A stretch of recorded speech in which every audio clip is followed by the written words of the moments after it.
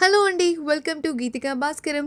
ఈరోజు 'Dhurandhar part 2' movie గురించి మాట్లాడుకుందాం.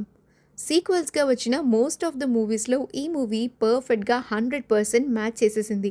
అసలు 3 గంటల 55 నిమిషాలు మూవీ ఎక్కడ బోర్ కొట్టకుండా ఎంగేజింగ్‌గా తీశారు ఆదిత్య ధర్, అది కూడా 4 నెలల్లో. ఇండియాలో ఉన్న అన్ని అవార్డ్స్ ఇంకా ఆస్కార్‌కి నిజంగా సెలెక్ట్ అయ్యే 90% ఆస్కార్ అవార్డ్ కొట్టే ఛాన్స్ ఉంది మన రణ్వీర్ సింగ్ గారికి. వాట్ అన్ యాక్టింగ్ పీక్స్ అసలు. ఆ కళ్ళల్లో పెయిన్‌కి మనం బాగా కనెక్ట్ అయిపోతాం. స్పాయిలర్ ఉంది.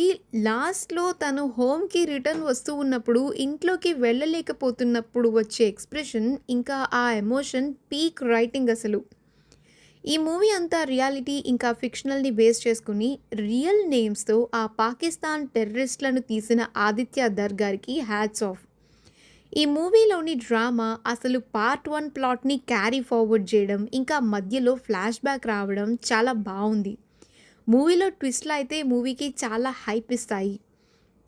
మెయిన్ అసెట్ మూవీకి మ్యూజిక్ డైరెక్టర్ శాశ్వత్ సచ్దేవ్ గారు. What a BGM! ముఖ్యంగా ఆ స్టార్టింగ్‌లో వచ్చే 'ఆరి ఆరి' సూపర్ అసలు.